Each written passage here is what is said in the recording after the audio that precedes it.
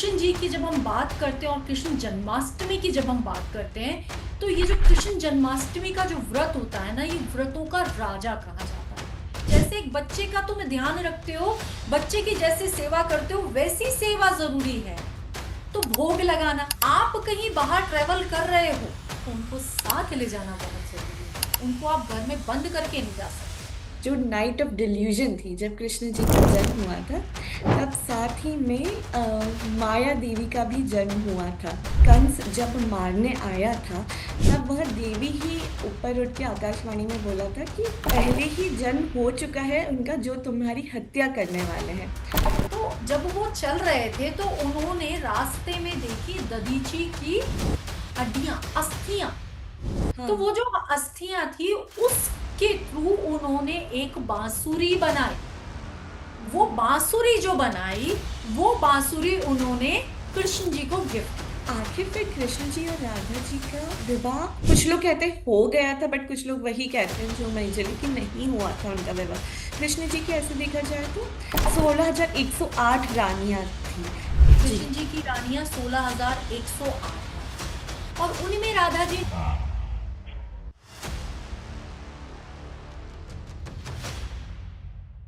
Miss Isha Goyal, welcome to Hiteshika's channel. कैसे हैं आप? मैं बहुत अच्छी हूँ। हितेशिका, आप कैसे हो? मैं बिल्कुल अच्छी हूँ। आज मैं आपसे बहुत ही हम सबके करीब जो है कृष्ण जी, उनके बारे में बात करना चाहूँगी। तो जी। जैसे कि हमारा सनातन धर्म 4 महारात्रियों के बारे में बताता है। सबसे पहले आती है काल रात्रि, फिर दूसरी आती है तरुण रात्रि, फिर आती है मोह रात्रि और महाशिवरात्रि। ऐसा कहा जाता है कि इस समय पर हम साक्षात्कार कर सकते हैं ईश्वर का, बड़ा सहज हो जाता है। तो बिल्कुल। सिर्फ कालरात्रि के बारे में बात करें तो ऐसा कहा जाता है कि इस वक्त देवी की साधना करनी चाहिए। और छोटी दिवाली और दिवाली दोनों ही इसमें आ जाती है, जो कि हम नॉर्थ में छोटी दिवाली कहते हैं और साउथ में से मेरे ख्याल से नरक चतुर्दशी के नाम से कहा जाता है। और जी। देवी की साधना का बड़ा इंपॉर्टेंस बताया गया है, इसीलिए हम लोग रात के समय पूजा करते हैं। कहा जाता है कि संध्या समय पर ना करते हुए इसे रात तक करिए। तो कई ऐसी प्रोसेस भी हम करते हैं इस वक्त। फिर आ जाती है महाशिवरात्रि, जो कि शिव जी के लिए है। दारुरात्रि, जो कि एकादशी के से मेरे ख्याल से एकादशी के से रहती है, या फिर कुछ मेरे ख्याल से विष्णु जी का ही वह एक रहता है। बिल्कुल। और बिल्कुल। फिर आ जाती है मोहरात्रि, जो कि जन्माष्टमी के से है। हाँ जी। तो बड़ी अद्भुतता है इस रात्रि की, मेरे ख्याल से कृष्ण जन्म ही बड़ा अद्भुत हुआ है। तो अगर आप इसकी महत्ता और अद्भुतता हमें समझा सके, स्पिरिचुअली और एस्ट्रोलॉजिकली दोनों। तो जन्माष्टमी जो हम मनाते हैं ना, कृष्ण जी का जन्मोत्सव है। तो जब कृष्ण जी का जन्म हुआ, जो कि हम भाद्रपद में मनाते हैं, कृष्ण पक्ष में अष्टमी तिथि को मनाते हैं। तो अष्टमी तिथि में जब कृष्ण जी का जन्म हुआ, कारावास में जन्म हुआ था मथुरा में। तो ये तो मैक्सिमम लोगों को ये चीज पता है कि उनको कारावास में जन्म हुआ और उसके बाद उनके जो पिता थे वासुदेव जी, उनको छोड़ आए थे अपने नंद गांव में, नंद जी के पास छोड़ा है। नंद जी और यशोदा जी के यहाँ पर उनका लालन पालन हुआ, जहाँ पे वो बड़े हुए। तो कृष्ण जी का जब ये इतना, अब ये जब कृष्ण जी की हम बात करते हैं ना, तो कृष्ण जी स्वयं नारायण का अवतार है। तो 8वें अवतार हैं। और आप ये वासुदेव के 8वें पुत्र हैं और अष्टमी के दिन ही इनका जन्म हुआ। तो ये जो 8वां अवतार है ना, नारायण का, तो वो इतना स्पेशल है कि इनका अगर मैं बचपन से लेके पूरी जो, अगर अब आप कृष्ण जी की जन्म लीला से लेके उनके बड़े होने तक लेके उनकी रास लीला और जो उन्होंने बाद में जो उपदेश दिए और एक राज किया द्वारका में द्वारकाधीश की तरह, तो एक वो जो जर्नी है ना, तो वो हर एक फेज से निकली। एक वो जन्म से लेके एक वो राजा तक की। और उसमें हर एक चीज जिसमें कृष्ण जी की जब हम बात करते हैं और कृष्ण जन्माष्टमी की जब हम बात करते हैं, तो ये जो कृष्ण जन्माष्टमी का जो व्रत होता है ना, ये व्रतों का राजा कहा जाता है। तो बहुत ज्यादा महत्ता होती है जन्माष्टमी के व्रत की। अब हर्षोल्लास की अगर हम बात करें तो जन्माष्टमी, जो हमने भी बचपन से देखा कि जन्माष्टमी पे कृष्ण जी का प्रॉपर श्रृंगार किया जाता है, उनको अलग अलग तरीके के भोग चढ़ाए जाते हैं, झांकियां लगाई जाती हैं मंदिर में, एक अलग ही, एक ही पूरा दिन जो पूरा उत्सव की तरह चलता है, क्योंकि कृष्ण जी का जन्म होना है। मंगल आरती होती है रात को 12 बजे, उनका जन्म होने के बाद भी मंगल उत्सव होता है। तो ये बहुत देखने लायक होता है, क्योंकि सब जितने भी व्रत हैं उन सब में सबसे ज्यादा जो प्रधान माना जाता है वो जन्माष्टमी माना जाता है। तो इस व्रत को करने के लिए कोई तरीके होते हैं या इस तरीके से हमें व्रत करना चाहिए?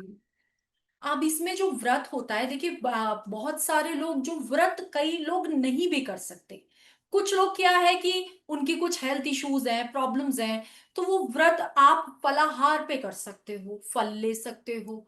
कई लोग फलाहारी मतलब आप ऐसी चीजें जो कि व्रत में खाई जा सकती हैं वो आप खा सकते हो। कई लोग सिर्फ जल पे करते हैं।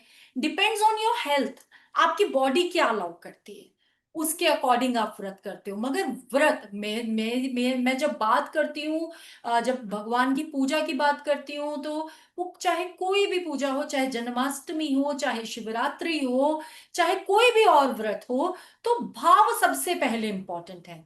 आप नहीं कर सकते, आप शरीर से आपके पॉसिबल नहीं है, आप वृद्ध हो, आप बच्चे हो, आप नहीं कर पा रहे हो, तो वो भाव बहुत इंपॉर्टेंट है। और जब हम व्रत की बात करते हैं ना हितेशिका, तो व्रत मतलब उपवास।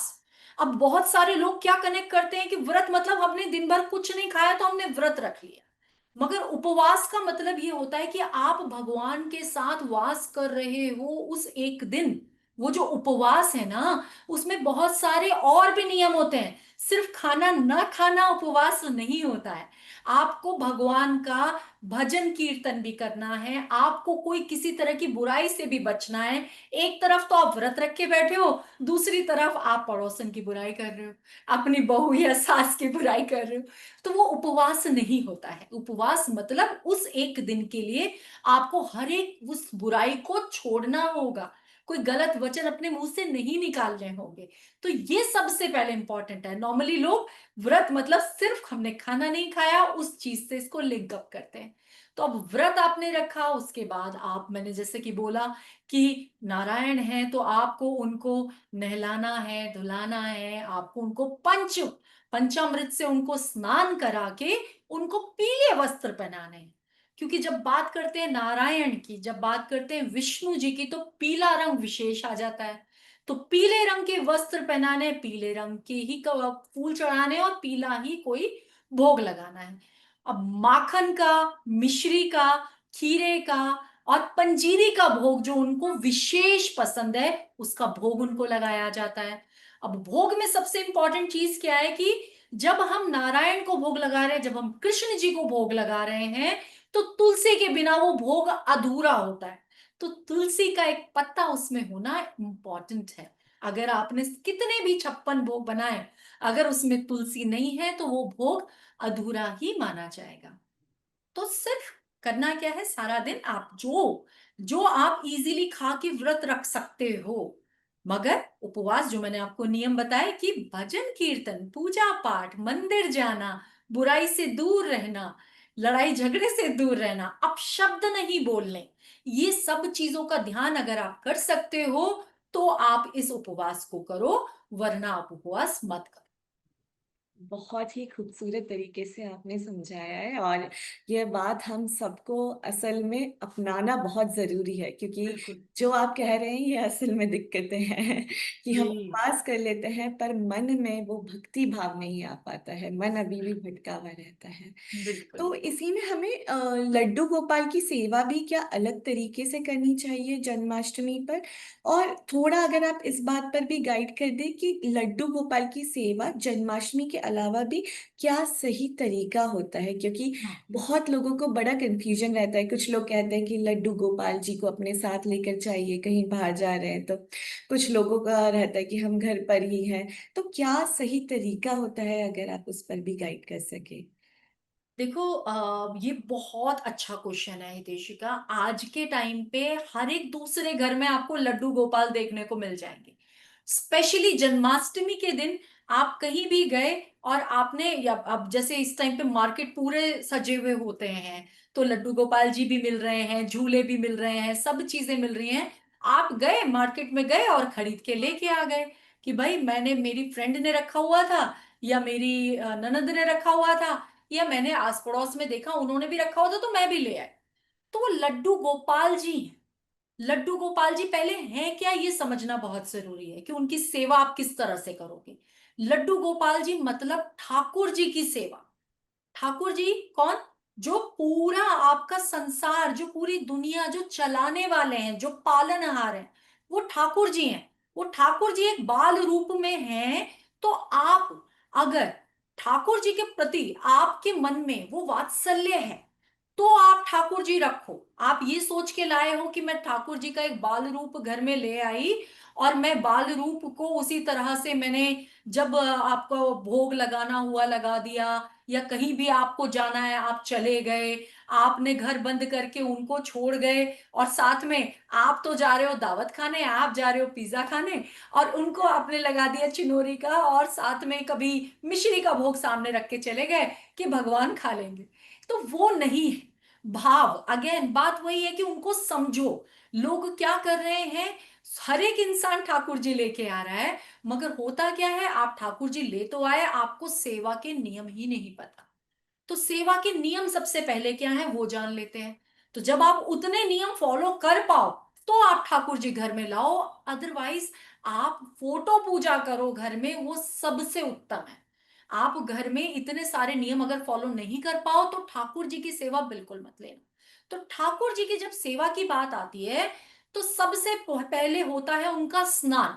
तो हफ्ते में एक बार आपको उनको स्नान कराना बहुत जरूरी है। उनको वस्त्र बदलने बहुत जरूरी है। अगर आप रोज कर सकते हो तो बहुत अच्छा। मैं कम से कम बता रही हूं आपको, जो कम से कम होना ही चाहिए। वस्त्र पहनाने के बाद उनको आभूषण पहना के इत्र लगाना बहुत जरूरी है। क्योंकि जब बात आ जाती है ठाकुर जी की, जब बात आ जाती है कृष्ण जी की, तो वो चाहे बाल रूप हो, चाहे वो अपने किसी भी रूप में होंगे, तो उनको क्या है, आप हमेशा ना एक वो सजीला, एक वो जो स्वरूप, एक अच्छे कपड़े, अच्छे आभूषण, एक सजा हुआ ही हमेशा देखा है। और हर तरह हम किसी भी मंदिर में गए हैं, हमने किसी भी रूप में देखा है, तो उनको एक वो सजीली उनकी पर्सनालिटी हमने देखी है। जी। तो वो हुआ। इसके साथ भोग, कम से कम 3 समय का भोग। इसके बाद आप बीच में अगर कुछ कुछ भी खा रहे हो ना, तो उसका भी भोग आपको भगवान को लगाना है। आप ये सोचो कि जब आप ठाकुर जी घर में ला रहे हो ना, मोस्टली लोग क्या सोच के लाते हैं कि हम अपनी इच्छा पूर्ति के लिए लेके आ रहे हैं। अगर आप ये कर रहे हो ना, तो बिल्कुल गलत कर रहे हो, ये नहीं होता है। जब आप ठाकुर जी घर में रख रहे हो, जब आप बाल स्वरूप उनका घर में ला रहे हो, तो आप सेवा का भाव रखो। जब आप एक बच्चे की सेवा करते हो, एक बच्चे को पालते हो, तो उससे कुछ चाहते थोड़ी हो, सिर्फ सेवा करते हो। तो वो सेवा करना, उस बच्चे को वो बाल रूप में वो समझाना ही ये चाहते हैं कि जैसे एक बच्चे का तुम ध्यान रखते हो, बच्चे की जैसे सेवा करते हो, वैसी सेवा जरूरी है।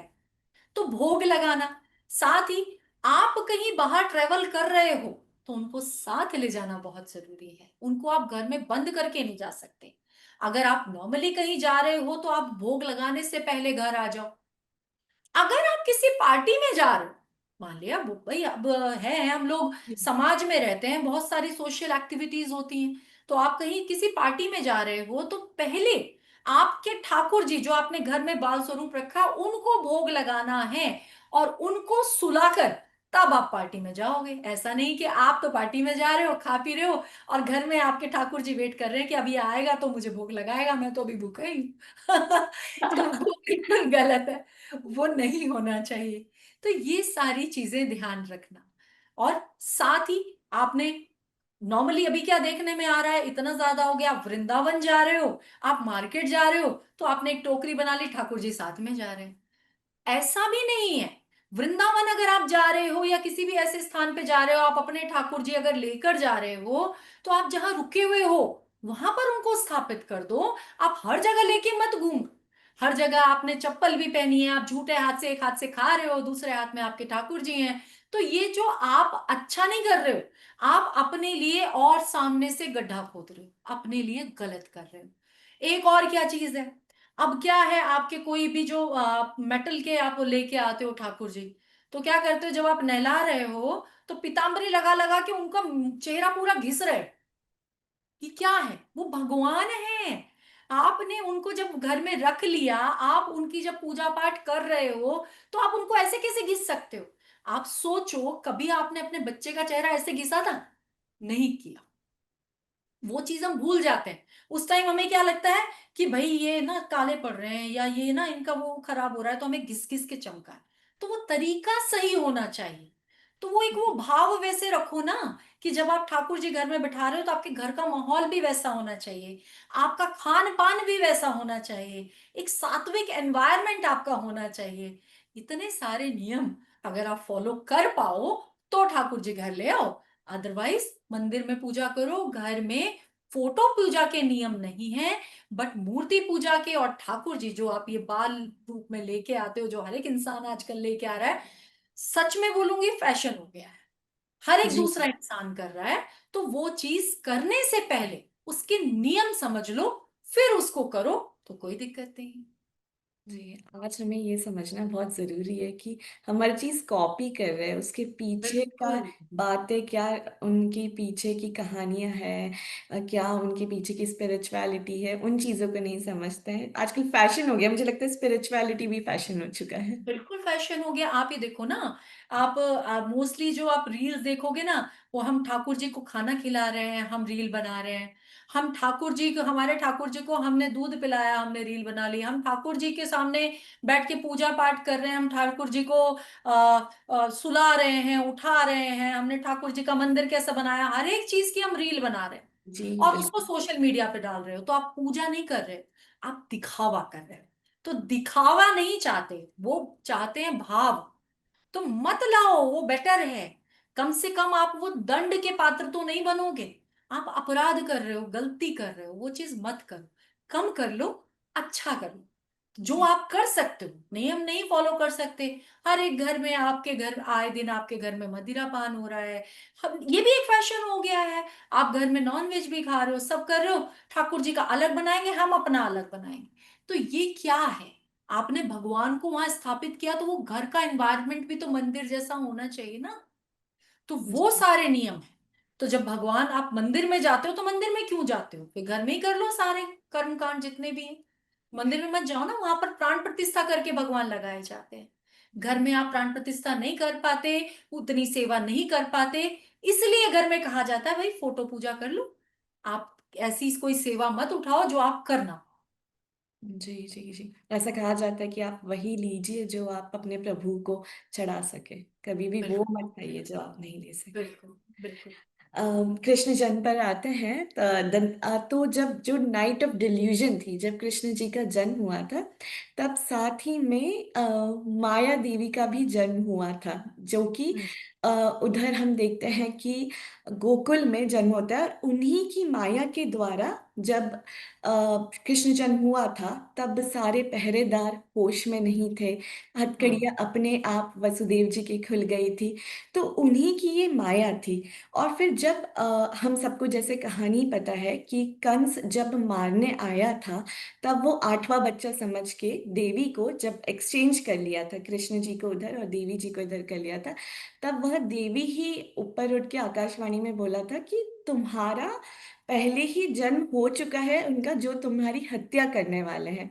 तो उससे हम्म। मुझे बड़ी एक इंटरेस्टिंग चीज लगी। तो वो जो देवी है, जो देवी माया है, वे बाद में सुभद्रा बनी। तो वो बिल्कुल। देवी आई, उन्होंने रीअश्योर करा देवकी जी को, वसुदेव जी को, कि हाँ, आ चुके हैं वो।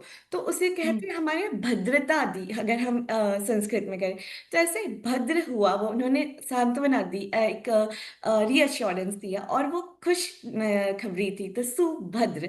तो ऐसे सुभद्रा हुई, जो कि जगन्नाथपुरी में हम बलराम जी, सुभद्रा जी, कृष्ण जी देखते हैं। तो बड़ा ही इंटरेस्टिंग लगता है मुझे ये चीजें, कि कैसे हमारी हर चीज के पीछे एक इंटरेस्टिंग फैक्ट है, हर चीज के पीछे एक कारण है, और एक कुछ कहानी के द्वारा हमें सारी चीजें समझाई जा रही है। तो ऐसी हम्म। कोई कहानी कृष्ण जी की, जो उनके बचपन की लीला की, जो आज आप बताना चाहें, या आपको बड़ी प्रिय लगती हो वो कहानी। कृष्ण जी की तो बहुत सारी लीलाएं हैं। अब जैसे आई मस्ट से कि आपकी नॉलेज भी बहुत अच्छी है देशिका। तो कृष्ण जी की तो बहुत सारी लीलाएं हैं। अब जब कृष्ण जी आए तो साथ में आप जब कृष्ण जी कभी भी शेषनाग तो साथ ही, तो वो बलराम जी तो साथ ही हैं। तो जी जब हम रामायण की बात करते हैं तो राम और लक्ष्मण साथ ही थे। तो यहाँ पर भी वही है। तो जब कृष्ण जी का जन्म हुआ उसके बाद बहुत सारे, अब जब कृष्ण का जन्मोत्सव अगर आप कृष्ण जी को जब देखते हो तो एक बहुत ही इंटरेस्टिंग चीज है, साथ में बांसुरी बहुत इंपॉर्टेंट है। तो वो जी बांसुरी कहाँ से आई, that's a very important fact. बहुत सारे लोग को देखिए कि भाई कृष्ण जी को अगर हम देख रहे हैं तो साथ में हम मोर पंख और बांसुरी को भी देखते हैं। तो बांसुरी कहाँ से आई? पूतना वध तो बहुत सारे लोगों को पता है। जब कंस को पता लगा कि वो जन्म हो गया और वो गोकुल में है, तो उन्होंने पूतना को भेजा। तो पूतना ने जब स्तनपान कराया तो वो उल्टा, उनको तो कुछ नहीं हुआ मगर पूतना वध हो गया वहां पर। तो वो उनकी एक लीला थी, वो तो वहां बैठकर भी खेल रहे थे। उसके बाद अब जो इसमें एक और, मैं भी वो आपके बांसुरी वाले पे लास्ट में आऊंगी, बहुत ही इंटरेस्टिंग है वो चीज। साथ में जब वो अपने ग्वाल बाल के संग वो सारा वो आपका जो आपका माखन चोर नंद किशोर तो कहा ही जाता है उनको। तो बड़े ही नटखट थे, तो हर जगह जाके घरों में जा जाके उन्होंने वो सारा मक्खन दही ये सब चुराना और खाना। उसके बाद हुआ क्या? तो वो सब वो घर में शिकायत करने आती थी यशोदा जी को। उसके बाद जी यशोदा जी ने, अब माँ है, माँ को तो नहीं अच्छा लगता कि मेरे बच्चे की कोई शिकायत करने घर आए। तो माँ ने क्या किया, माँ ने अपने बच्चे को बांध दिया कि अब तू यहीं रहेगा, और उन्होंने वो चीज मानी भी। तो वो नटखट भी थे मगर भगवान थे, एक बाल रूप में थे, तो उन्होंने अपनी बाल लीलाएं भी दिखाई। साथ ही अपनी माँ का अपमान कभी नहीं किया, पहली चीज। दूसरा, जब ये अब ये सारा वो जब माखन और ये सब दही और ये सब दूध सब जो खा जाते थे, उसकी वजह से क्या किया गोपियों ने, वो जो जो वहां पर जितने भी ग्वाल बाल थे सबने वो एक वो हांडी बना दी और उसको ऊंचा टांगना शुरू कर दिया घर में। तो वो जो हाँ ऊंचा टांगना, और उसके बावजूद भी वो ऊंचा से भी वो तोड़ के पूरा ले लेते थे माखन, तो चोर वो हैं ही, वो छोड़ते ही नहीं थे। तो वहां से एक प्रथा शुरू हुई जिसको हम कहते हैं दही हांडी, जो कि जी आज के टाइम पे जन्माष्टमी में हर एक गली गली में, हर एक, ये भी मतलब इतनी ज्यादा प्रचलित हो गई। पहले महाराष्ट्र में आप देखो उधर की तरफ बहुत ज्यादा होती है, आजकल हर जगह आपका दही हांडी होता ही होता है। तो आपको वो चढ़ के वो हांडी ऊपर टांगी जाती है और वो आपको तोड़ना होता है। तो वो एक जो वहां से उसका प्रचलन है, जो आज हम बहुत ही हर्षोल्लास से मनाते हैं, जन्माष्टमी पे हर जगह होता है।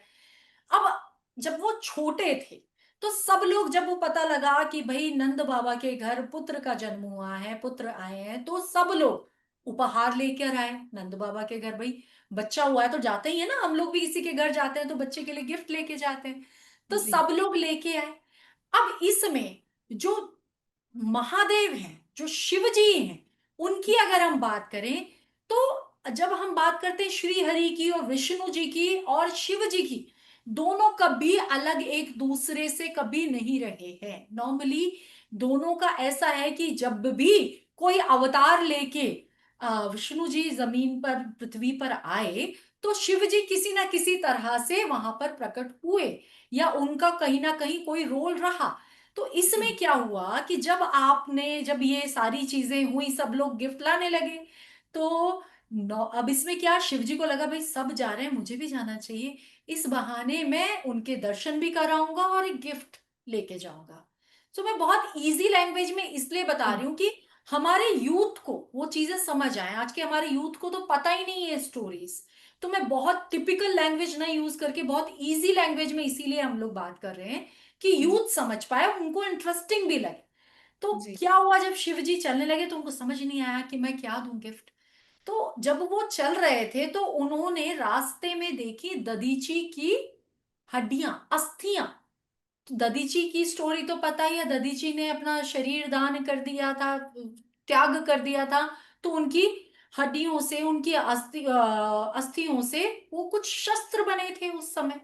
तो वो हाँ जो अस्थियां थी उसके थ्रू उन्होंने एक बांसुरी बनाई। वो हम्म, बांसुरी जो बनाई, वो बांसुरी उन्होंने कृष्ण जी को गिफ्ट की। ठीक है। तो वो जो बचपन से लेके वो बांसुरी हमेशा उनके साथ रही, और उस बांसुरी की वजह से ही उनके आसपास के ग्वाल बाल, उनकी गोपियां, या जितने भी गौएं, सब चीजें जब वो गौएं चरा रहे थे तो हमेशा बांसुरी के बिना तो उनका अस्तित्व ही नहीं। बांसुरी के बिना तो कोई कृष्ण जी को वो हाँ, चीज उस रूप में देख ही नहीं सकता बिना बांसुरी के। तभी तो इसलिए कहते हैं कि बांसुरी एकात्म हो गई थी उन्हीं में, ऐसा भी हाँ, कहते हैं ना। वो हुआ बाद में। मगर अच्छा। ये तो इनिशियली, अब जो बांसुरी है, इंटरेस्टिंग स्टोरी तो बांसुरी की है, जो कि हाँ। हमारे लिए एक लेसन है। जो एक हाँ। बांसुरी होती है वो हमेशा बिना गांठ की होती है, गांठ नहीं होती बांसुरी में कभी भी। तो हाँ। क्या वो हमें क्या मैसेज देती है कि अपने रिश्तों में अगर कोई गांठें पड़ रही हो तो उन्हें खोल दो। गांठें नहीं होनी चाहिए आपके जीवन में, आपके रिश्तों में अगर आ रही हैं तो उन्हें खोलो। दूसरा, बांसुरी आप जब बजाओगे तभी उसका स्वर बाहर आएगा, और जो स्वर है, जो स्वर के जो क्या कहती हूँ कि रचयिता ही शिव जी थे। तो डमरू से वो हुआ था, मैंने ऑलरेडी अपने एक पॉडकास्ट में ये चीज बोली हुई है कि डमरू से ही ध्वनि जागृत हुई। अब ये जो बांसुरी जो शिव जी ने उन्हें भेंट की, तो जब बजाओगे तो बजेगा। तो भाई, जब कोई आपको सुनना चाहता है ना तभी बोलो, जितना जरूरी है उतना ही बोलो, उससे ज्यादा नहीं बोलना है। और जब बजाते हो तो बड़ी मीठी ध्वनि आती है, तो जब भी बोलो मीठा बोलो, कड़वा मत बोलो, तो अच्छे वचन बोलो।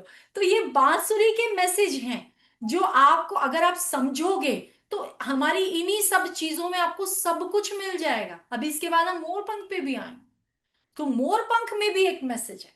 तो वो जो भगवान ने जो धारण की है ना, जो बचपन से ही बांसुरी उनके साथ रही, तो ये बहुत ही एक ऐसी कहानी कि बिना बांसुरी के तो, क्योंकि अब वो शिव जी की भेंट थी तो वो हमेशा उनके साथ रही। हम्म। साथ ही अब इसके बाद तो जो उनकी जो क्रीड़ाएं हैं भाई, गोकुल में थे, उसके बाद ये जब उसके बाद नंदग्राम में शिफ्ट हो गए। अब जब वो नंद बाबा उनको लेके नंदग्राम में चले गए, जहां वो 9 साल 49 दिन रहे, 49 डेज, 9 years 49 days वहां रहे। उसके बाद जब वो कंस का उत्पात बढ़ा, बहुत सारी प्रॉब्लम्स हुई, उसके बाद वो कहाँ शिफ्ट हो गए, आपके वृंदावन में। तो जब वहां वृंदावन में भी गए तो वहां पर भी उन्होंने, अब ये तो सबको गोवर्धन पर्वत वाली स्टोरी सबको पता है, तो वहां पर भी उन्होंने क्या किया, गोवर्धन पर्वत उठा लिया था। क्यों? क्योंकि सब लोग जितने भी ग्वाल बाल वो सब किसको प्रसन्न करने में लगे हुए हैं, इंद्रदेव को प्रसन्न करने में लगे हुए हैं। इंद्रदेव के लिए यज्ञ हो रहे हैं, इंद्रदेव को भोग चढ़ रहा है। तो कृष्ण जी ने क्या कहा, कृष्ण जी ने कहा कि इंद्रदेव को प्रसन्न करने की बजाय जो ये तुम्हारी गाय हैं, जो माताएं हैं, जिनकी वजह से तुम्हारा घर चलता है, यदुवंशी है ना वो, ग्वालों का पूरा सारा ग्वाल बाल सारा दूध का ही सब कुछ है। गायों के बिना तो यदुवंशियों की कोई पहचान ही नहीं है। जी। तो सब कुछ जो तुम्हारी माता है, जो गाय तुम्हारा सब कुछ चला रही है, जिसकी वजह से तुम्हारा अस्तित्व है, तो तुम उसकी पूजा करना शुरू करो, ना कि तुम हर टाइम अपना काम छोड़ के इंद्र की पूजा में लगे रहो। तो इंद्र की पूजा छोड़ दी, तो इंद्रदेव ने कुपित होके ऐसी बारिश की जिसमें कि पूरा का पूरा वृंदावन उन्होंने, कि बारिश हर जगह, बारिश ही बारिश, इतनी बारिश कि पूरा वो डूब गया, एक सैलाब आ गया। तब उन्होंने वो सब ग्वाल बालों को लेके वो गोवर्धन पर्वत उठाया और सबको उसके नीचे, वो सब उसके नीचे शेड में आ गए। जी। तो उसके बाद इंद्रदेव को समझ में आया कि भाई ये तो कुछ कुछ अलग है। तब वो चीजें वहां से उन्होंने अपना वो बारिश भी खत्म हो गई और चीजें उसके हिसाब से नॉर्मल हो गई।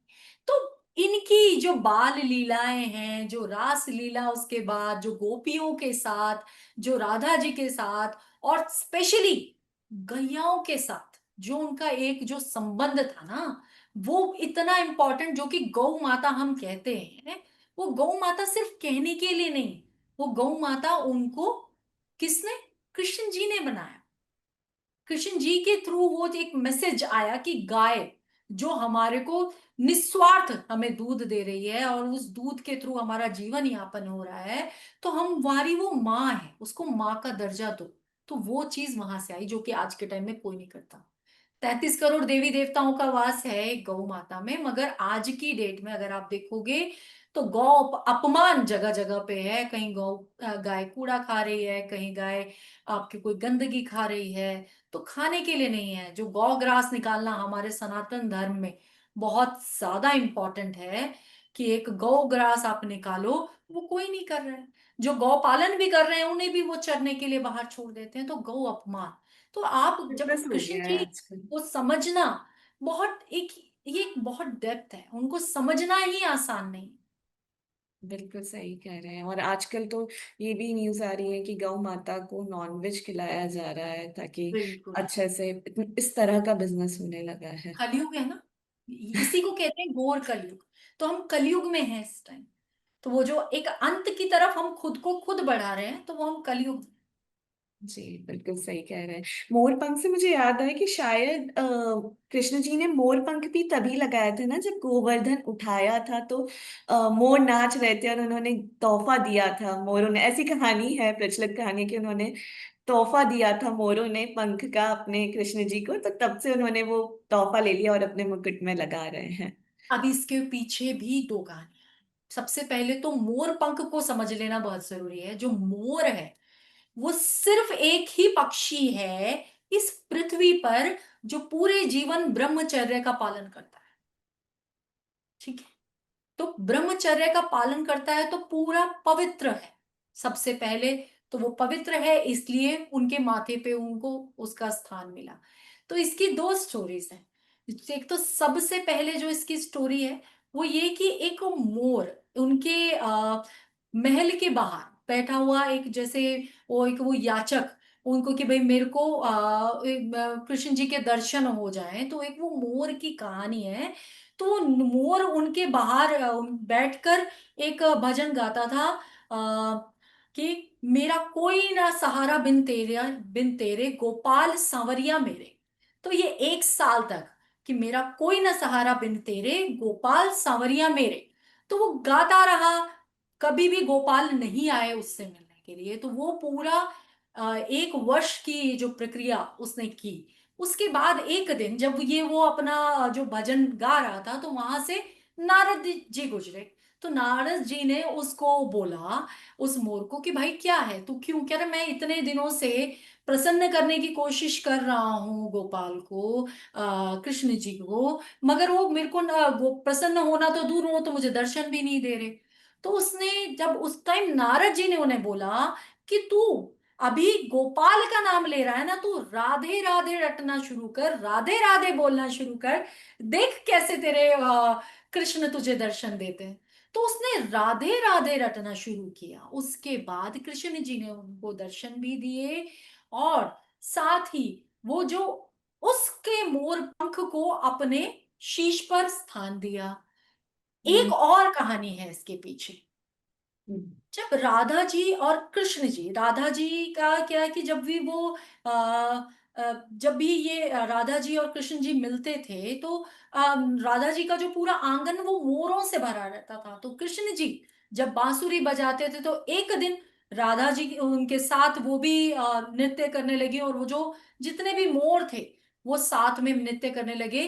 तो ये पहली बार, ऐसा कहा जाता है कि पहली बार जब कृष्ण जी और राधा जी मिले, तो उस समय का वाकया है कि उस टाइम पे जब वो मोर नाचने लगे, तो राधा जी को समझ में नहीं आया कि मैं पहली बार मिली हूं तो मुझे कुछ तो देना है। तो वो मोर पंख उन्होंने उस टाइम उन्हें दिया था, जो कि मोर पंख उनके जो मुकुट में as a gift from Radha ji वो हमेशा उनके ओह। पास रहा। तो दीज आर द स्टोरी। तो दो स्टोरीज हैं कि है, मगर मोर ही कनेक्टेड दोनों में, मोर पंख को स्थान दिया। तो अलग अलग तरह की स्टोरीज हैं, मगर यही दोनों हैं। इसमें राधा जी को ही लिंक कर सकते हैं मोर पंख के साथ। अब मोर पंख की भी अगर हम बात करें, तो जी। मोर पंख जब आप ध्यान से देखते हो ना, तो मोर पंख इज वेरी कलरफुल, बहुत यस। कलरफुल होता है। कई बार बहुत सारी चीजें, बड़े सारे भाव प्रकट होते हैं मन में जब आप मोर पंख को देखते हो। कुछ सैडनेस भी दिखाई देती है, तो कुछ एक वो हैप्पीनेस भी दिखाई देती है, वो सारी चीजें हैं। तो वो जब उनको एक मोर के पंख को अपने शीश पे स्थान देने का मतलब ही ये है कि आपको हर एक जब हर एक चीज के लिए आपको, अच्छे के लिए भी बुरे के लिए भी, हर एक चीज को बैलेंस करके रखना बहुत जरूरी है। वो एक मोर पंख हमें सिखाता है। वो एक पवित्रता, आपके अपने चरित्र में एक वो पवित्रता होनी बहुत जरूरी है, जो वो मोर पंख हमें सिखाता है। अब एक जो मोर पंख है, ये जब मोर की हम बात करते हैं ना, अब आप ये देखो कितनी उनके भाई बलराम जी जो शेषनाग का अवतार थे, और मोर पंख जो मोर का है, जो कि सांप और मोर का तो बिल्कुल कॉम्बो। हाँ। मगर उन्होंने वो दोनों चीजें भी, कि कोई दुश्मनी नहीं, मित्रता, सब चीजों को एक वो भी एक मैसेज उसकी थ्रू दिया। जी। और साथ ही कुछ कुछ जगह ये भी चीजें हैं कि जब मोर पंख आप पास रखते हो ना, इट्स अ रेमेडी। मोर पंख जब आप पास रखते हो तो काल सर्प दोष आपका दूर होता है। तो ऐसी मान्यता भी है कि कृष्ण जी की पत्री में काल सर्प दोष भी था, जिसकी वजह से वो मोर पंख हमेशा पहन के रखते थे। अब मोर पंख इतना पॉजिटिव होता है कि आप किसी भी स्थान पे, अब मोर पंख सिर्फ कृष्ण जी से ही नहीं, आप मोर पंख को सरस्वती जी से भी लिंक करोगे, उनका वहां।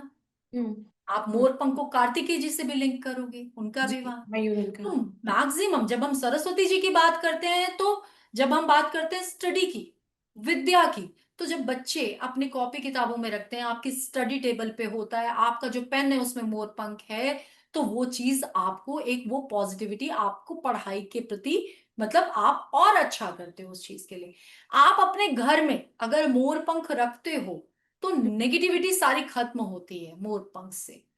अब मोर पंख लगाते हो तो ये तो नॉर्मली लोगों को पता है इसका साइंटिफिक रीजन, कि आपके घर में कोई भी सांप, बिच्छू, आपकी छिपकलियां, ये सब नहीं आती।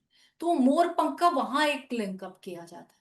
मगर जैसे एज अ वास्तु एक्सपर्ट अगर मैं बोलूं इस चीज को, तो मोर पंख वास्तु में बहुत स्ट्रॉन्ग रोल प्ले करता है। हर एक के मंदिर में एक मोर पंख तो होना ही चाहिए।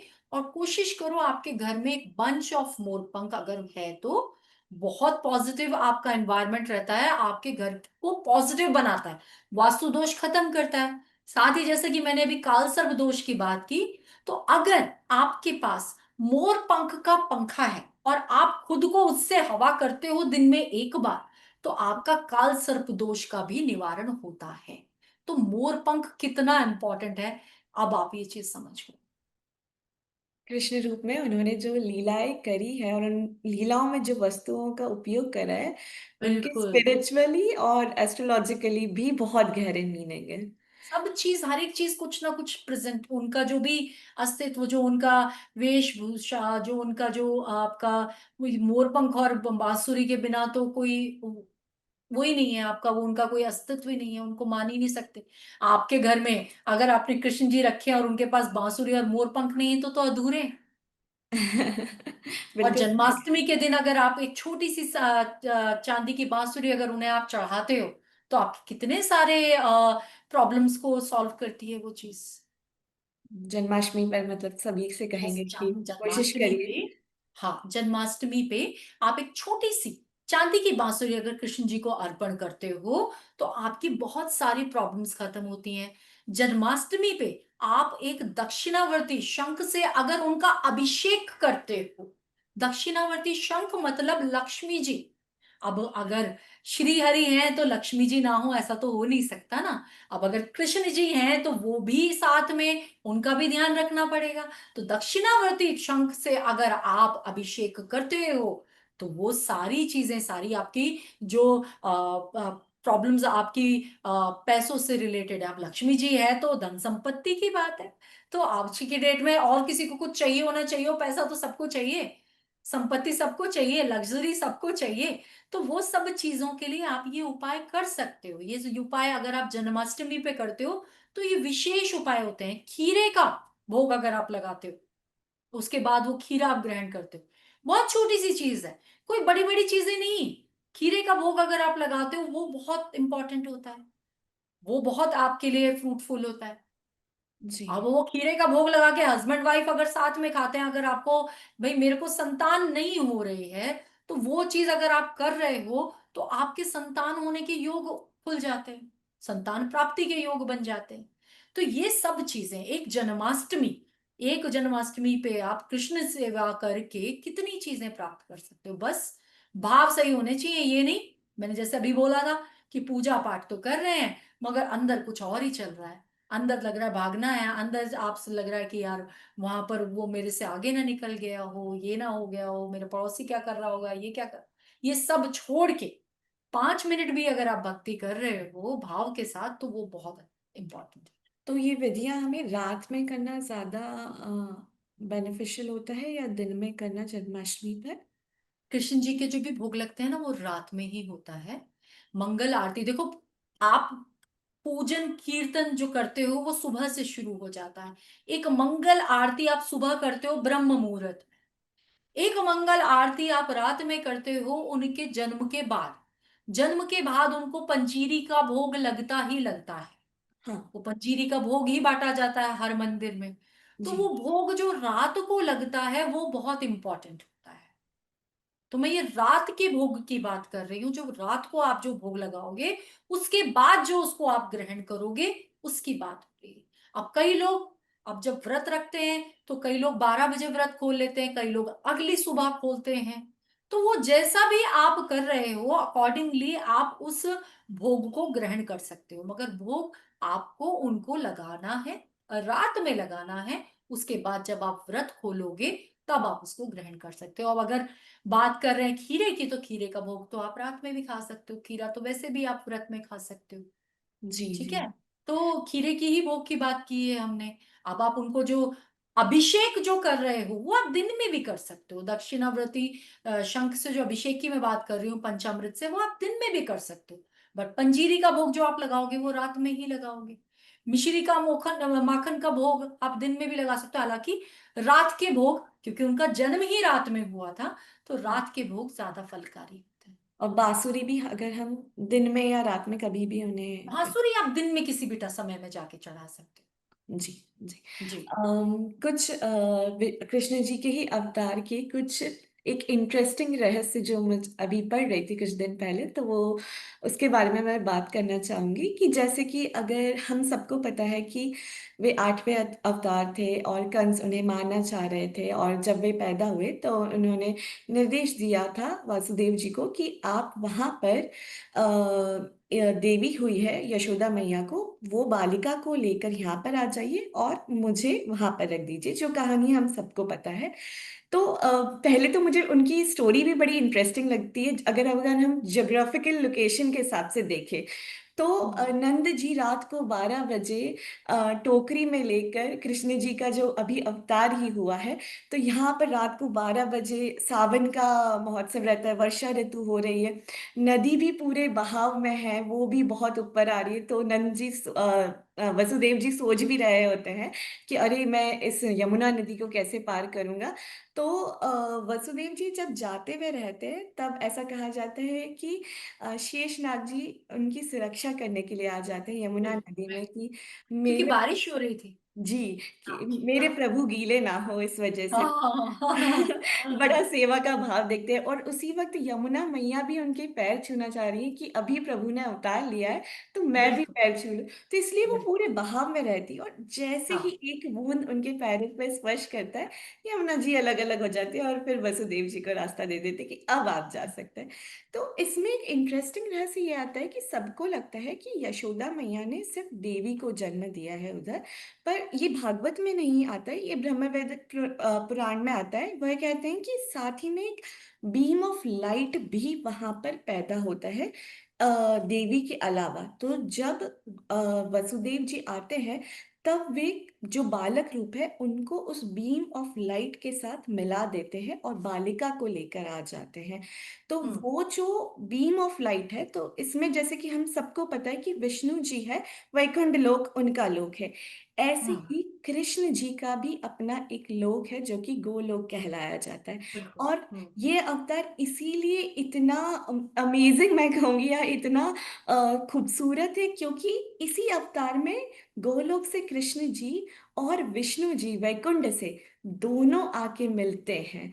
तो अगर बिल्कुल। आप गोलोक के बारे में और थोड़ा सा बता पाएं कि गोलोक आखिर है क्या? गोलोक को जानने से पहले हमें कृष्ण जी का पांचवा अवतार, वामन अवतार, जी वामन अवतार की जब हम बात करते हैं, तो इस अवतार में जब ये श्री नारायण जब गए राजा बलि के पास, राजा बलि जो पाताल लोक में असुरों के राजा, राजा बलि उनके पास गए और उन्होंने बोला कि राजा बलि बहुत ही दानवीर थे। तो वो दानवीर थे तो उन्होंने बोला कि भाई तो बामन वहां आए और उस टाइम पे वो यज्ञ कर रहे थे, राजा बलि। तो उस टाइम पे जब वो यज्ञ कर रहे थे और जब ये वामन अवतार में नारायण जब वहां पहुंचे, विष्णु जी वहां पहुंचे, तो शुक्राचार्य भी वहां पर थे। तो इन्होंने बलि ने पूछा भाई क्या चाहिए आपको। तो जो वामन अवतार में विष्णु जी बोले कि मुझे वो बालक थे, तो उन्होंने तीन, मुझे बस 3 पग जमीन चाहिए, मेरे 3 पैर नाप के मुझे जमीन मुझे दे दो। तो राजा बलि बोले अरे ये क्या है, ये तो बहुत छोटी सी चीज है, मैं तो इतना बड़ा दानवीर हूं, मांग लेते कुछ और, मांगते कुछ बड़ा मांगते, ये क्या मांगा। अब इसमें शुक्राचार्य ने उन्हें उस टाइम बोला भी, राजा बलि को, नहीं यहाँ कुछ गड़बड़ है, ये वामन अवतार में खुद विष्णु जी आए हैं, तो ऐसा कुछ मत करना जिससे कि चीजें तुम्हारे सब चीजें तुम्हारे हाथ से चली जाएं। मगर वो नहीं माने, अब वो दानवीर थे, उन्होंने कहा मैं तो आपको पता दानवीर है हूँ, विष्णु जी करूंगा। कितने शरारती है।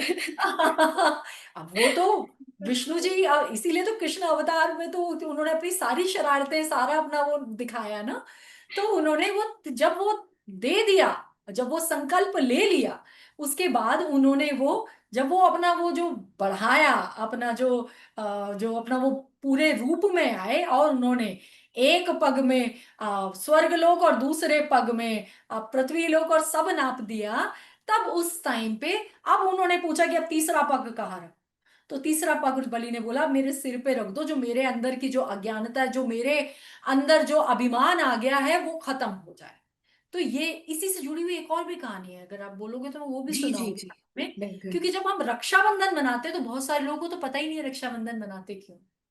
ये बड़ी अब इंटरेस्टिंग इसमें है। आगे क्या हुआ कि अब उन्होंने उसके उनके सर पे रख दिया वही पैर और वो चीजें, वहां जाके अब बलि जब वो उनका सारा वो जो अभिमान था एक राजा वाला जब वो खत्म हो गया, तो बलि ने फिर उस टाइम पे विष्णु जी से मांगा कि मैं बस आपसे इतना चाहता हूं कि मैं रोज आपकी सेवा कर सकूं, रोज आपके दर्शन कर सकूं। तो क्या हुआ, अब विष्णु जी ने कहा ठीक है तथास्तु। तो वो वहां पर राजा बलि के महल में द्वारपाल बन गए। विष्णु जी राजा बलि के महल में द्वारपाल बन गए। अब द्वारपाल बन गए विष्णु जी। अब विष्णु जी यहाँ, लक्ष्मी जी वहां। अब लक्ष्मी जी परेशान कि अब मेरे स्वामी तो मेरे पास आए ही नहीं, अब स्वामी तो वहां रह गए नारायण। अब नारायण के बिना तो लक्ष्मी जी अधूरी, ये तो कभी होता ही नहीं, जहां नारायण वहां लक्ष्मी जी। तो अब नारद जी वहां पहुंचे और नारद जी ने पूछा लक्ष्मी जी से भाई क्या है, क्या हो गया ये सब। तो उन्होंने सारा सब कुछ सुनाया। उसके बाद नारायण जी ने वो सॉरी नारद जी ने उन्हें एक युक्ति दी कि भाई वो तो बहुत बड़ा दानवीर है, आप एक काम करो, आप अपना रूप बदल के उसके पास जाओ और आप जो मांगोगे मिल। अब लक्ष्मी जी अपना रूप बदल के एक साधारण स्त्री बन के आ गई बलि के दरबार में, बलि के महल में आए। अब उन्होंने बोला कि भाई अब बलि है, उन्होंने बोला क्या चाहती हूँ, क्या आपकी इच्छा है। तो उन्होंने बोला मुझे कोई इच्छा नहीं है, मैं आपको एक रक्षा सूत्र बांधना चाहती हूँ। तो अब रक्षा सूत्र बांधना चाहती हूँ, उस टाइम तो राखी तो कोई नहीं जानता था क्या चीज है। एक रक्षा सूत्र बांधना चाहती हूँ, तो बलि ने बोला बिल्कुल बांधो। अब रक्षा सूत्र उन्होंने बांधा। अब जो बलि जो है ही दानवीर, उन्होंने कहा भाई रक्षा सूत्र बंधवाया तो कुछ तो देना पड़ेगा। तब उन्होंने बोला कि अब आपने ये मुझे बांधा तो मैं आपके लिए क्या कर सकता हूं, मुझे आप मांगो आप क्या चाहती हो। तब उन्होंने बोला जो आपके द्वारपाल हैं वो मेरे पति हैं, मैं लक्ष्मी जी अपने पति को लेने आई हूं, आपसे अपने पति को मांगती हूं। तो उस दिन श्री नारायण ने, श्री हरि ने उस दिन से उस दिन को उस दिन से उसे एक भाई बहन का रिश्ता बनाया और उस रक्षा सूत्र के थ्रू वो राक्षी राखी का बंधन शुरू हुआ। रक्षाबंधन आपका जो शुरू होता है वो वहां से बलि और लक्ष्मी जी के उस रक्षा सूत्र से शुरू होता है, कि जहां पर उन्होंने वो रक्षा सूत्र बांध के अपने भाई से मांग लिया जो वो चाहती थी। वो अपने भाई से अपनी रक्षा भी मांग ली, अपने पति को भी मांग ली। वो है। अब इसमें जो जुड़ी हुई कहानी जो गोलोक की है, ये मैंने आपको कहानी क्यों सुनाई, में क्या है, जब ये वामन अवतार की हम जब बात कर रहे हैं, तो जब उन्होंने दान मांगा 3 पैर का, कि मैं 3 पग भूमि नाप लूंगा, तो वो जब अपने विराट रूप में आके उन्होंने 3 पग भूमि जब नापनी शुरू करी, तो 2 ही पग वो नाप पाए। एक पृथ्वी लोक नाप लिया, एक स्वर्ग लोक नाप लिया, तीसरा पैर तो उन्होंने बलि के सिर पे ही रखा था, ताकि उसका अभिमान और वो जो था वो जी। खत्म हो जाए। खत्म हो सी। जब वो 2 पग जमीन जो नाप रहे थे, तो उनका जो नाखून है वो ब्रह्मांड में एक जगह जाके जहां लगा, जहां से जलाधरी निकली। अच्छा। एक वो जलाधरी वहां से स्टार्ट हुई। अब वो जलाधरी वहां है, वो अभी किसी को नहीं पता वो क्या चीज है, क्योंकि जलाधरी तो कहीं भी हो सकती है। अभी आप हम रह रहे हैं, बहुत सारी रिवर्स हाँ। भी हैं, बहुत सारी नदियां भी हैं, मगर इसको लिंक मैं आगे दूसरी स्टोरी में करूंगी। एक बार क्या हो गया कि पृथ्वी पे जब बहुत ज्यादा अत्याचार असुरों का बढ़ गया, जब बहुत सारी प्रॉब्लम, हाहाकार हो गया, तो पृथ्वी देवी गौ माता का रूप लेके गई ब्रह्मा जी के पास। हम्म। अब वो जलाधरी वाली स्टोरी याद हाँ। रखना, ये हाँ। साथ में इसमें लिंक होगी। तो वो गई ब्रह्मा जी के पास। अब ब्रह्मा जी से उन्होंने सब अपना सारी पीड़ा की, ये मेरे को बहुत ज्यादा प्रॉब्लम हो रही है। पृथ्वी देवी है तो उनको तो हर एक जो भी अत्याचार हो रहे हैं सब पृथ्वी पे, सब चीज उनको जी। सहन करनी पड़ रही है। तो ब्रह्मा जी उनको लेके गए विष्णु जी के पास।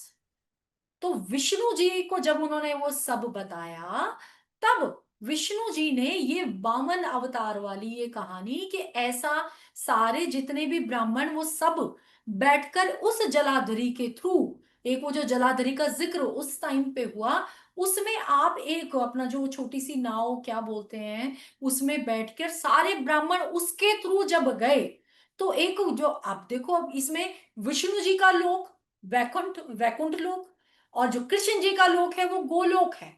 अभी तक किसी को नहीं पता कि गोलोक भी है। गोलोक वैकुंठ से भी ऊपर है, वैकुंठ धाम से भी ऊपर गोलोक है। ठीक है। हम्म। तो वो जलाधरी के, आप इस जलाधरी के थ्रू जाओ, और आपको, आप जो चाह रहे हो वहां जाके आपको अपनी इस प्रॉब्लम का हल मिलेगा। तो वो जलाधरी में बैठ के वो नाव में सारे चले गए। अब वो उनके लिए तो बिल्कुल नई चीज थी कि हम जा कहाँ रहे हैं, पता ही नहीं। तो जा कहाँ रहे हैं, उसके बाद वो जब पहुंचे, जब वहां पहुंचे, वो जो उन्हें नहीं पता कि गोलोक है, वहां पर उन्होंने देखा एक बहुत बड़ी सी नदी, जो कि विराज नदी नदी से ऐसा ही कुछ है। तो उन्होंने वहां जाके वो जब वो नदी देखी, एक विराट रूप देखा, एक ऐसा नगर जिसमें से इतना तेज निकल रहा है कि करोड़ों सूर्य की रोशनी मिला लो और उसका तेज मिला लो। वो वहां जाके वो चीजें जब वो पहुंचे, तो उनके लिए वो बिल्कुल नहीं थी। जो द्वार था, उस पे द्वार पे जो वो जो गोलोक है, उसका जो द्वार है उस पे आपकी गोपियां, जो आपकी जो कह सकते हैं आपके जो द्वारपाल हैं वो गोपियां हैं। जो हम्म। द्वार है उसमें अलग अलग तरह के रत्न जड़े हुए हैं, अलग अलग तरह के रत्न हैं। जब वो अंदर गए, तो वो इतना दिव्य नगरी, था वो। हाँ वो नगरी ऐसी कि आपने कभी शायद सपनों में भी नहीं सोचा हो कि क्या गोलोक ब्यूटिफिकेशन गोलोक का हो सकता है, क्या ब्यूटी हो सकती है। अब गोलोक में क्या है, गोलोक में आपका गोवर्धन पर्वत भी है, गोलोक में आपके कल्प वृक्ष भी हैं, गोलोक में गाय भी हैं जो कि अपने आप में इतनी, अब उनमें से एक अलग ही ऊर्जा निकल रही है। गोलोक में आपकी गोपियां भी हैं, एक वृंदावन भी है, एक वृंदावन जो पूरा जो आपका जो जहां पर श्री कृष्ण खुद रासलीला करते थे, एक वृंदावन की छवि भी वहां पर है, यमुना जी भी है। तो सब कुछ को मिला के एक वो गोलोक जो धाम है ना, वहां जाने के लिए हर एक इंसान तरसता है कि भाई मेरी मृत्यु के बाद में गोलोक धाम जाऊं।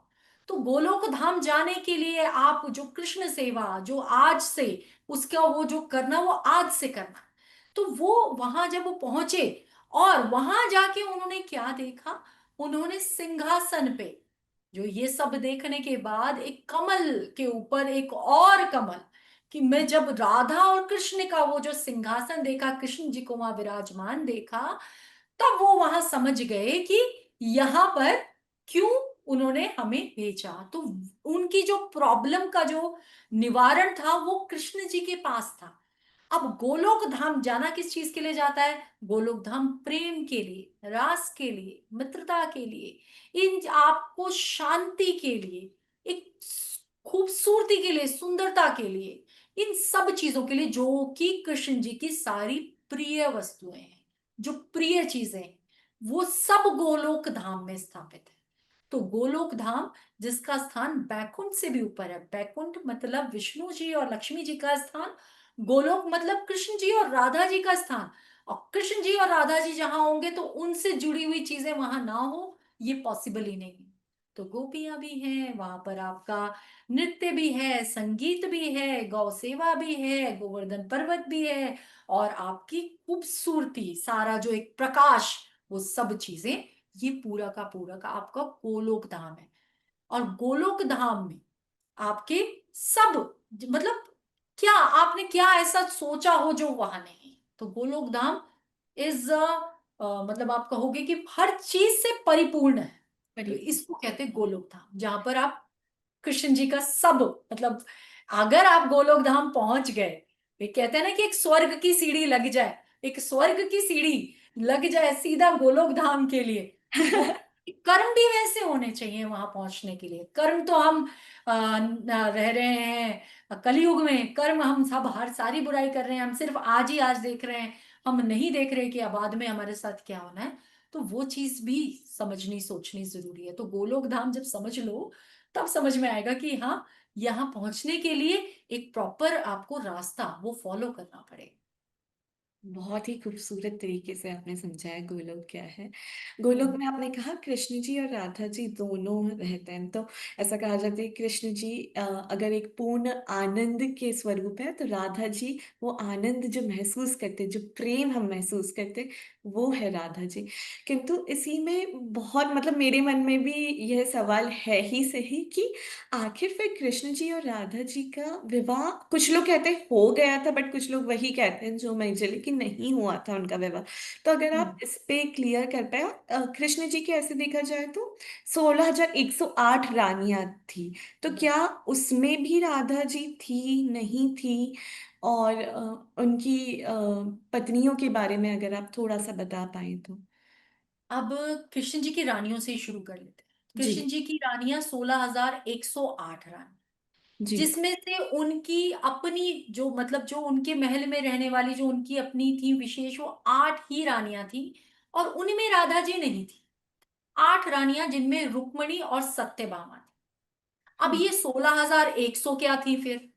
ये जो 16,100 थी, ये नरकासुर जो था, उसके क्या कहते हैं कि उसकी यातना से बचाने के लिए शिव जी ने उनसे विवाह किया था।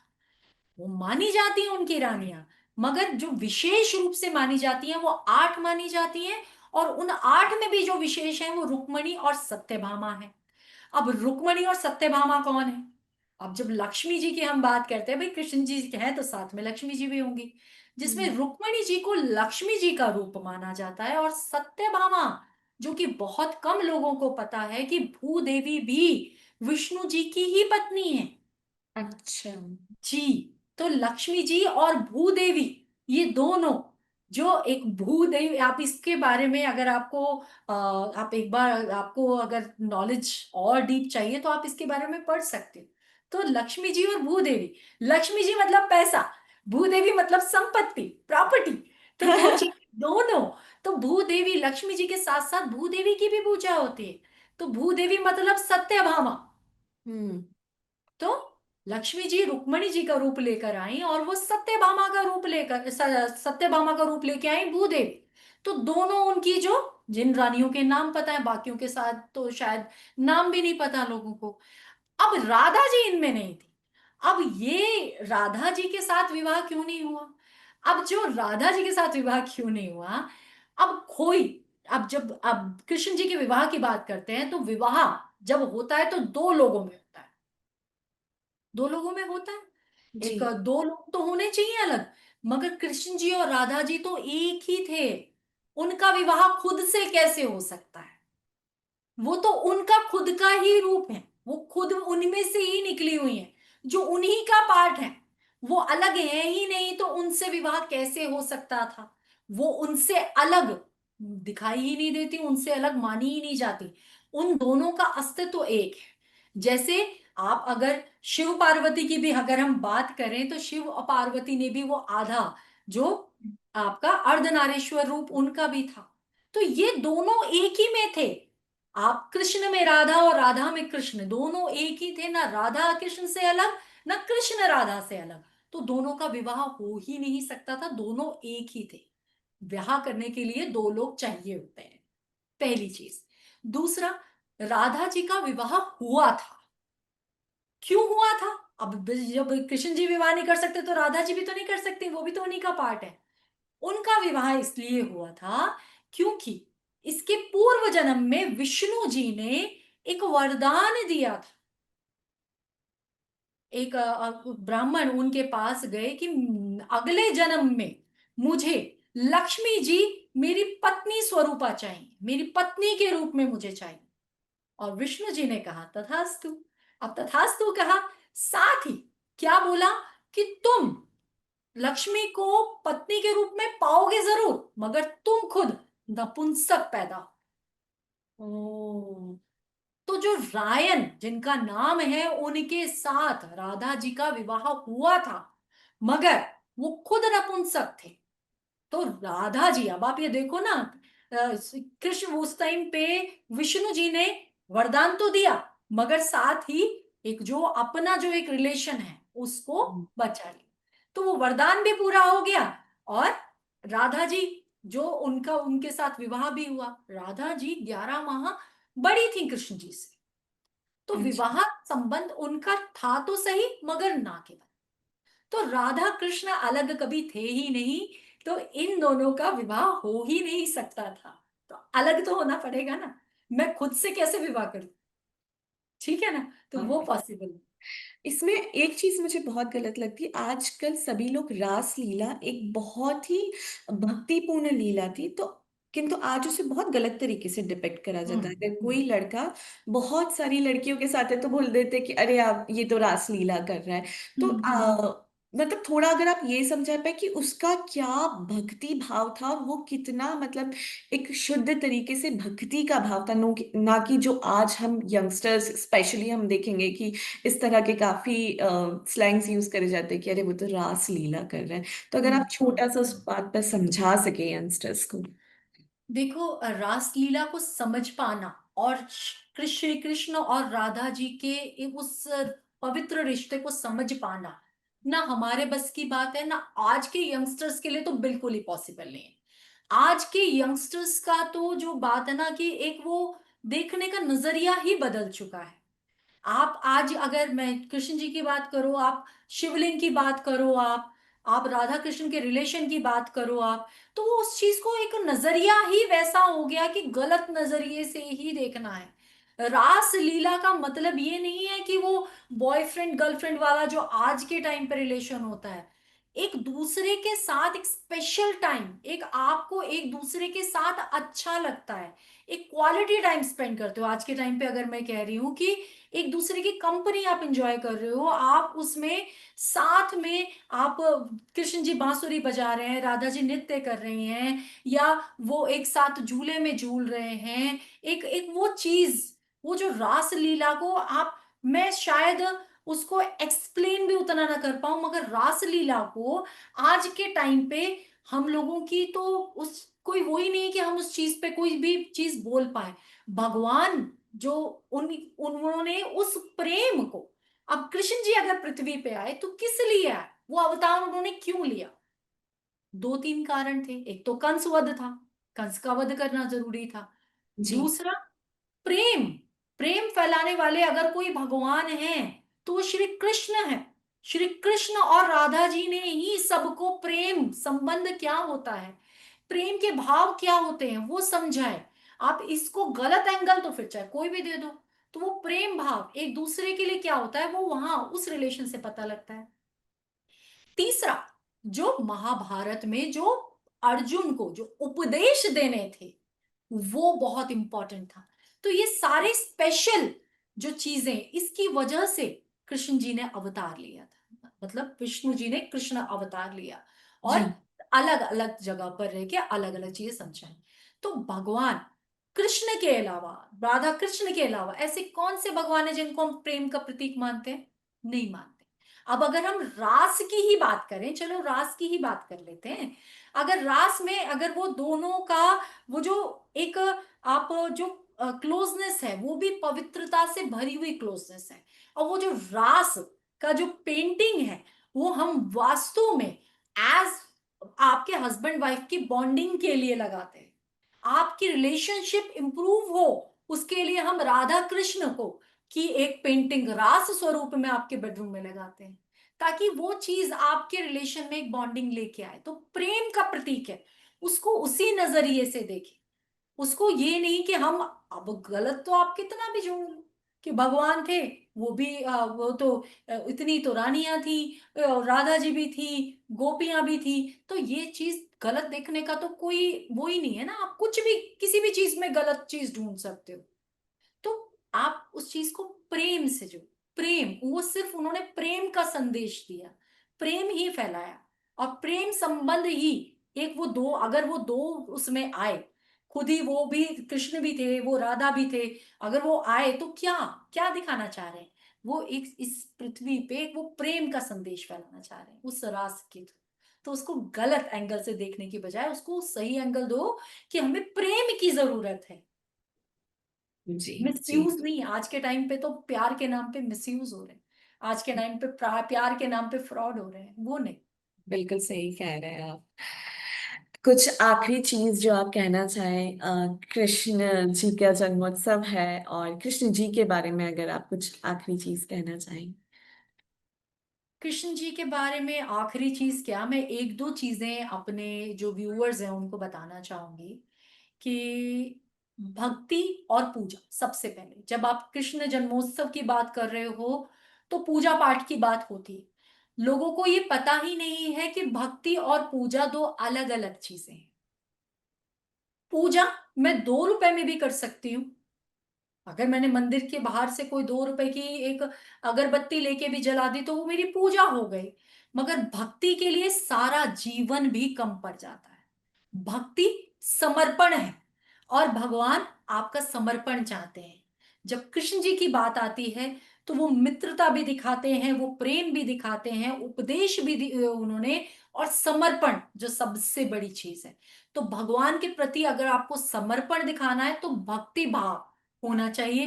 पूजा तो हर एक कोई कर सकता है, आप किसी भी मंदिर में चले जाओ, घर में भी पूजा कर लिया, तो पूजा और भक्ति में बहुत फर्क है। तो भगवान को समर्पण देना है कि सिर्फ आपको पूजा करनी है वो आप देख लो। साथ ही तिलक, आपने एक चीज बहुत नोटिस की होगी हितेशिका, कि नॉर्मली जितने भी इस्कॉन टेम्पल के या जो कृष्ण जी के फॉलोअर्स हैं एक स्पेशल टाइप का टीका लगाते हैं, इस तरह का, हाँ। लगाते हैं ना। जी तो वो टीका, अब ये टीका जो लगाया जाता है, ये टीका हमें बहुत सारी बुराइयों से बचाता है, बुराई की तरफ खींचता नहीं, हमें बचाता है।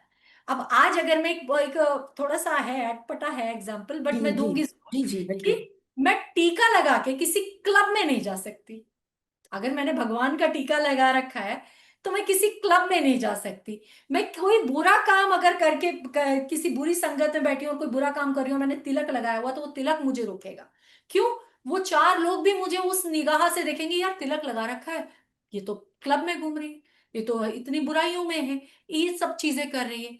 दूसरा, तिलक जो आज के टाइम पे लोगों का एग्रेशन इतना हाई है, माथा गर्म रहता है, तो वो चंदन आपको उस चीज से रोकता है, हर बुराई से रोकता है। तो वो तिलक की अपनी एक महत्ता है, तो उसको समझना बहुत जरूरी है, उसका सम्मान करना बहुत जरूरी है। बहुत सारे लोग बड़े अलग अलग नजरों से देखते हैं कि यार ये टीका लगा के क्या ये कृष्ण जी के भक्त बन गए, तो वो जो तिलक है उसकी अपना सम्मान है।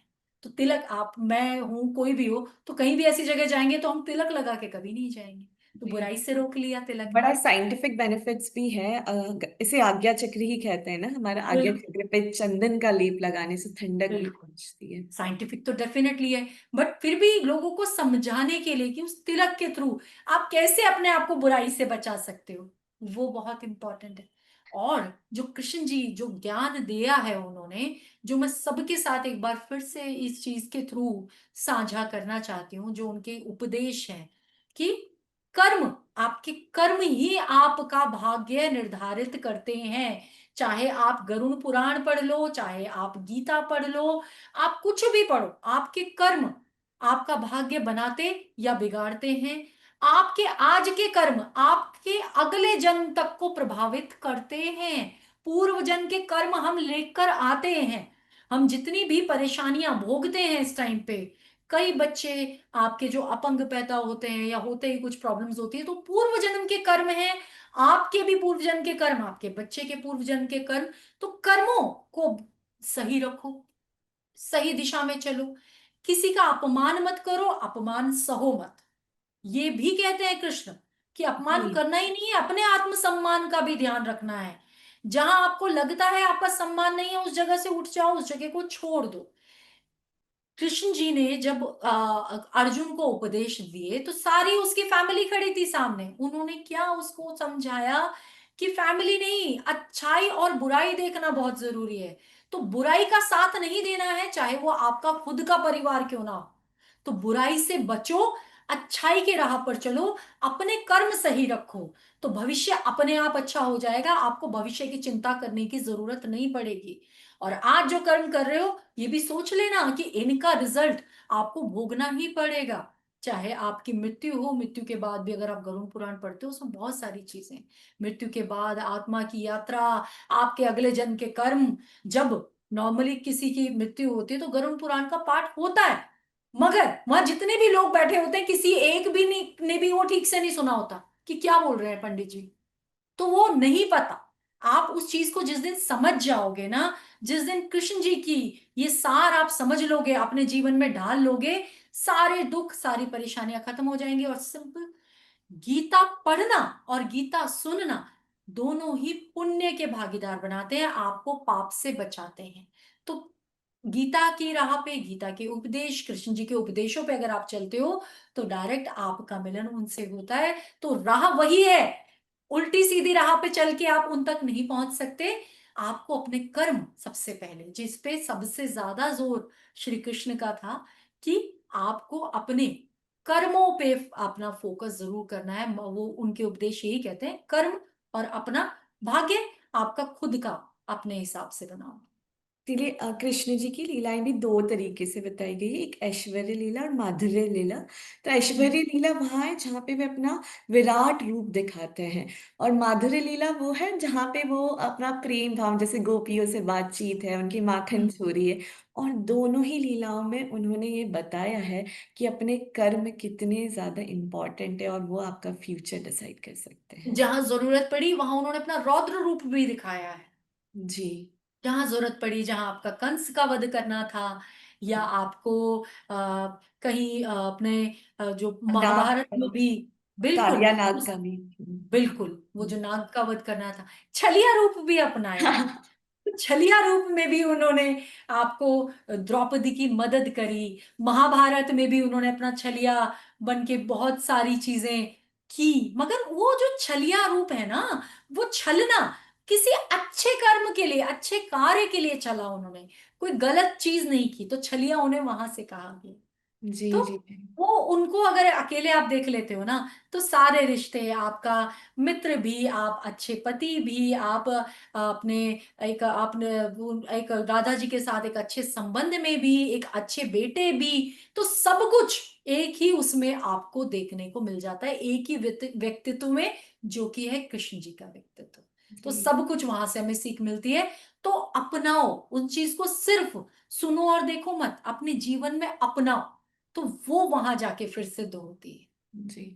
और बहुत सुंदर तरीके से उन्होंने गीता में ये भी समझाया है, जब अर्जुन पूछते हैं कि मैं अपने गुरु का कैसे वध कर दूं, तो हम्म। द्रोणाचार्य का वध करना भी उन्होंने बताया कि ये धर्म के साथ ही है। जब झूठ बोला गया था कि अश्वत्थामा मर गया है, ऐसा उनसे कहलवाया था सबसे बड़े जो भाई है उनसे, तो उन्होंने ये भी दिखाया कि ये धर्म के साथ ही आएगा, क्योंकि उन्होंने अधर्म का साथ दिया है। तो जरूरी नहीं है कि अधर्म का साथ दिया तो हम अपना धर्म में ही चलते रहे, जिसने बिल्कुल। जैसा करा है वैसा रूप भी लेना जरूरी है। बिल्कुल, जैसा कर्म वैसा फल। और एक और चीज है जो हमें हमारे यूथ को समझ में आनी चाहिए कि गुरु से मिलती है शिक्षा, पिता से मिलता है संघर्ष करने का रास्ता, कैसे संघर्ष करते हो आप अपने जीवन में, वो एक शिक्षा आपको अपने पिता से मिलती है। और माता से मिलते हैं संस्कार।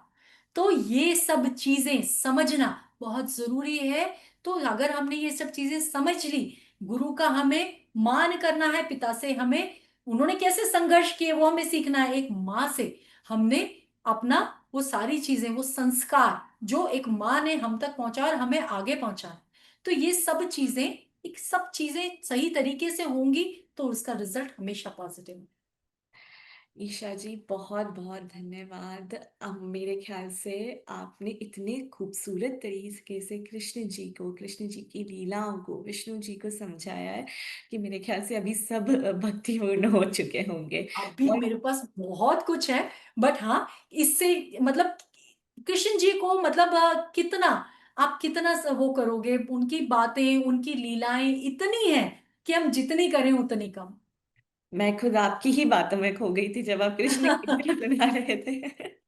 जी जी जी। बहुत ही अच्छा लगा आपसे बात करके। बहुत कुछ मेरे ख्याल से यंगस्टर्स भी सीखेंगे। आपने दोनों तरीके से बहुत खूबसूरत तरीके से समझा एस्ट्रोलॉजिकली क्या क्या फायदे होते हैं, क्या उनके पीछे की कहानियां हैं, और कुछ हुआ है उनकी लीलाओं में तो ऐसा क्यों हुआ है। जी। बहुत बहुत धन्यवाद।